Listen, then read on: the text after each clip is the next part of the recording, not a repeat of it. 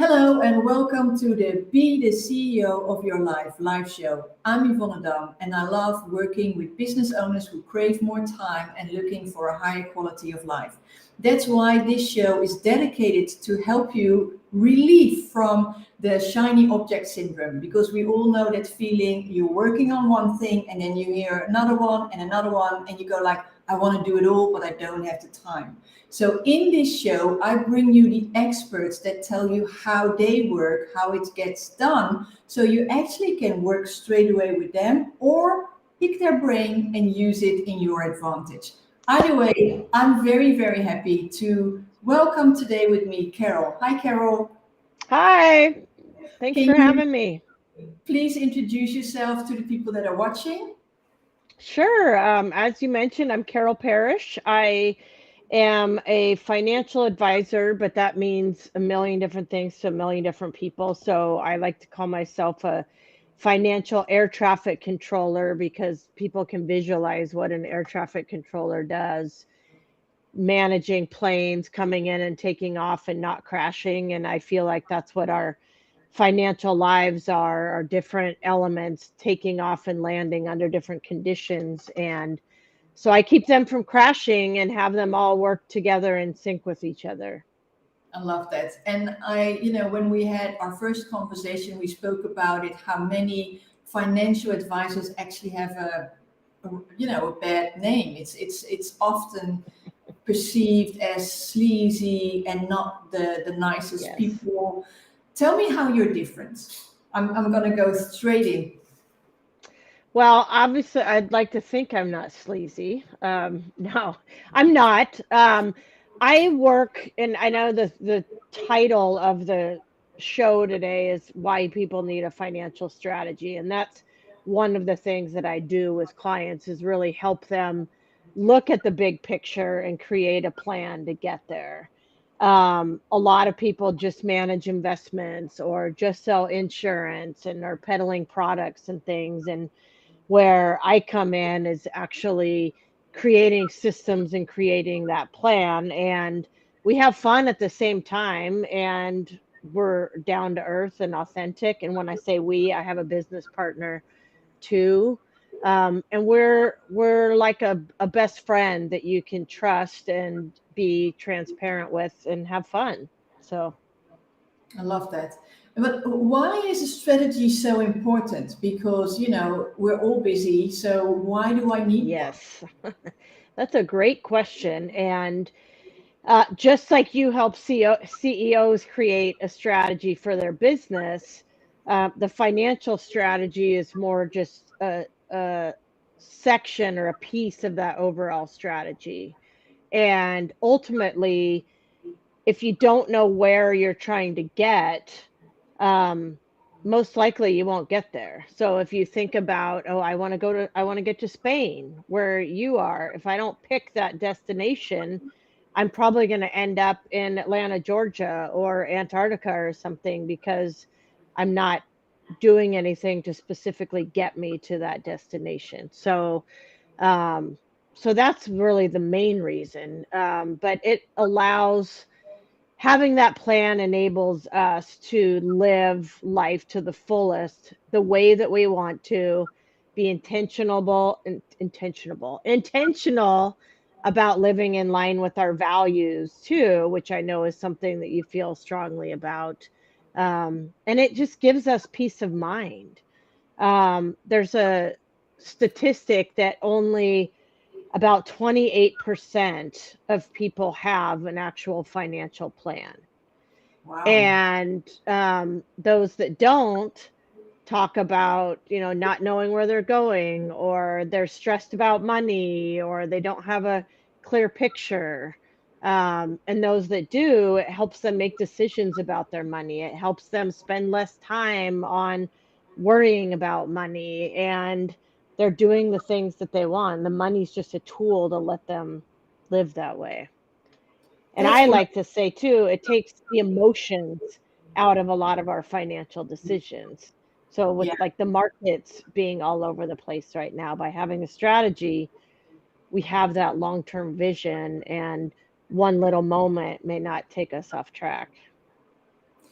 What you said, I thought was beautiful. You know, it's about getting what you want, and money is then more an enabler than anything else.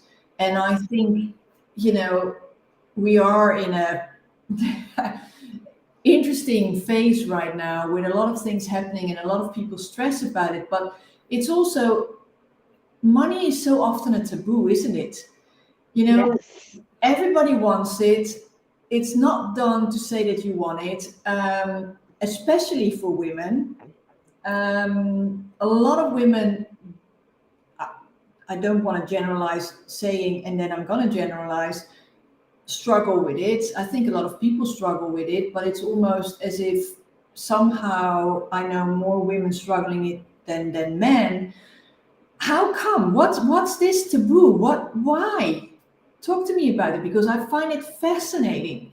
Yeah, it is. And I think, I've talked with other women where we're so open, and generally speaking, we're very open about every other area of our life. We'll Yes. talk about our kids and struggles with them. We'll talk about body parts. We'll talk about just different situations. But when it comes to money, I think a lot of it comes down to the fact that women in particular, were never really trained or to talk about money or be financially confident. Women even couldn't take out a business loan without a man's signature until the mid 1980s, and they couldn't even get a credit card until like the 70s. So they really weren't raised that way to think about money and to talk about money. It was always the man's job. And now, um, with a lot of the female empowerment and more women starting businesses, we finally are starting to take control over that.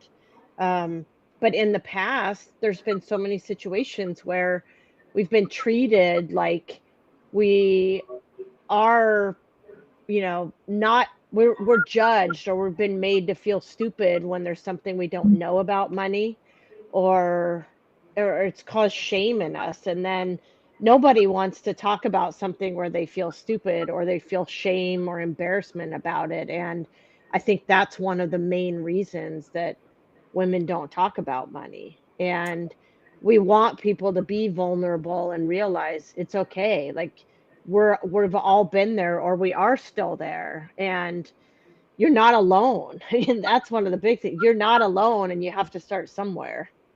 Yeah, I love that, and I think it's very true. I think it's often the ignorance, or oh, I'm not there yet, so I won't speak about it. Whether it's with a financial advisor like yourself, or with a friend, or it's often like, let's not talk about it. Whereas I think it's stress factor number one. It's one of the main reasons also why people divorce, right? Yeah. So often about the money that it's almost silly not to openly discuss it, and not to have Yeah. conversations about it, and not to make your children also financially aware, and how it works. Um, so yeah, I love what you're saying, and I recognize that it is indeed for so many people a taboo. Let's not touch it. So give us some of the things that you feel that we always need to incorporate when we think about a financial strategy. That's a great question. Well, when we work with people on creating their strategy, you have to start with, where are you now? Mhm. Because, and that's, I think, one of another reason that people don't work on a strategy is they're so, things are, one statement is in a drawer somewhere, or they can't get into an account because they forgot their password, and there's two-factor authentication, or they have their employee benefits, but they don't know where to access those. And so instead of getting everything together, we just avoid it. So that's step number one, is even just getting everything together to look at what your current situation is. Then think about, the end result that we talked about. And that's different for everybody. And it's not my job or anybody else's job to tell you what that should look like. You may want to travel the world. You may want to, I'm a softball player. I may want to go to the batting cages every day. Someone may want to golf every day or start a food truck. What does that look like for you? And then let's start thinking about ways to get there. And there's really no right or wrong way to get there. It's really personal preference, but there are some things to consider, like, how much cash flow is a huge thing. How much is coming in and how much is going out. And if Mm-hmm. the money that's going out is more than what's coming in, that's an issue that we want to address.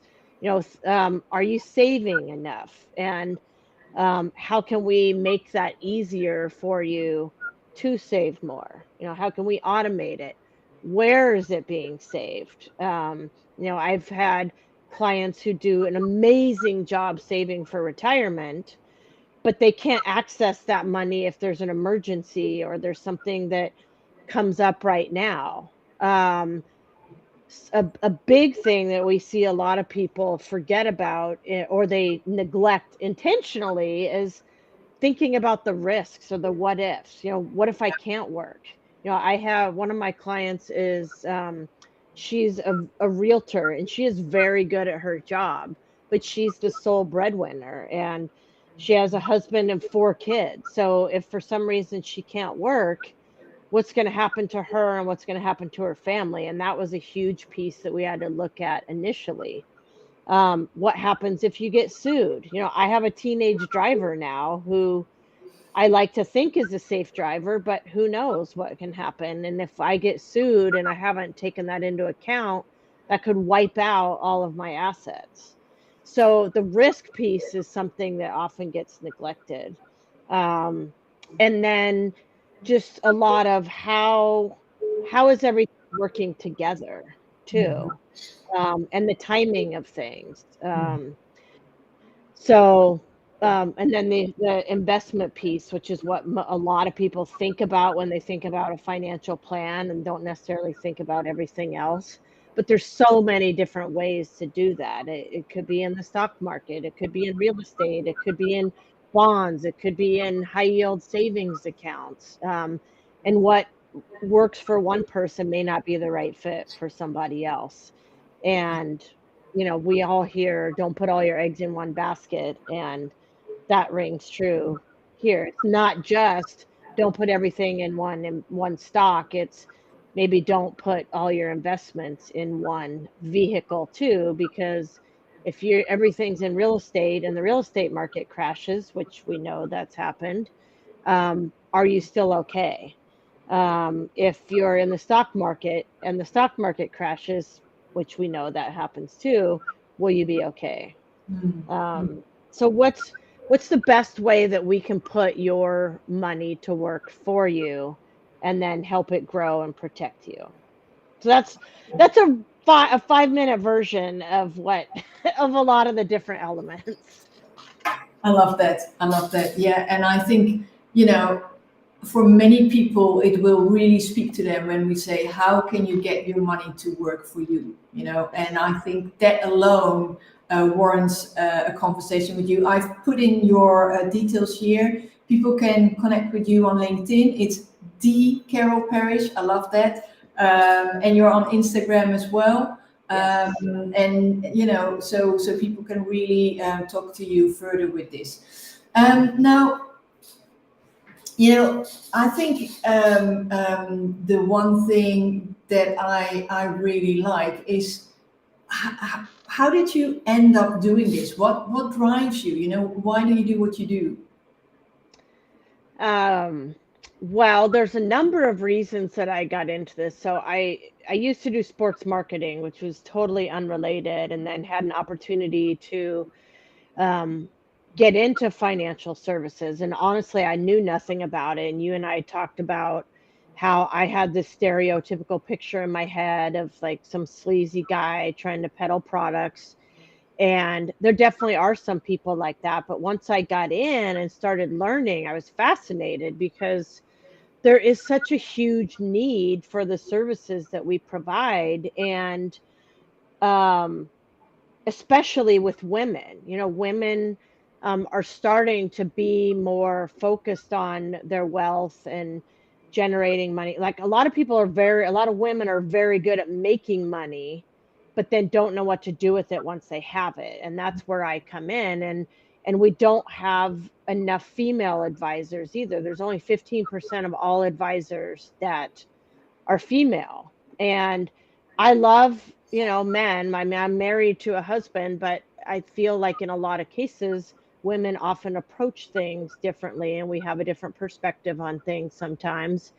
And that the more and more I thought about it, I just wanted to touch as many women as I could and make a difference with them. And it also being, working as an advisor, I've got some independence too. I'm able to help my clients have some independence, but, I had to run my son to an orthodontist appointment yesterday in the middle of the day, and I was able to do that and then come right back to doing my job after that. But ultimately, it's the impact that I'm making on people and the relationships that I build with people, whether it's, I've been with people through some of the toughest times of their lives and some of the best moments of their lives too. I like that. I like it a lot. And I think that, I had a conversation earlier today all about why do you do what you do? And that freedom, that it's one of my major values. I love that that's what you accomplish for yourself and basically what you help your clients with as well, right? Yes. Because if you have money, it does in certain ways it really buys you freedom. So I really like that.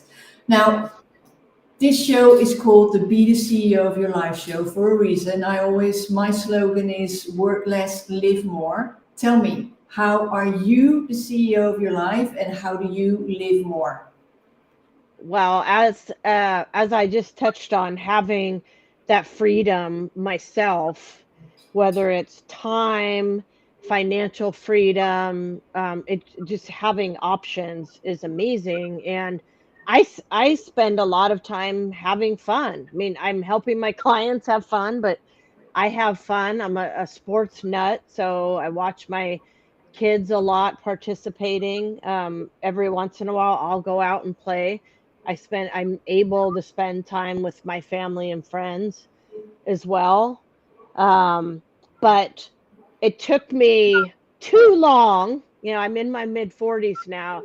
It took me a long time, I feel like, to really step up and take charge and say, I am the CEO of my life, and nobody else except me is going to be able to run this the way that I want to.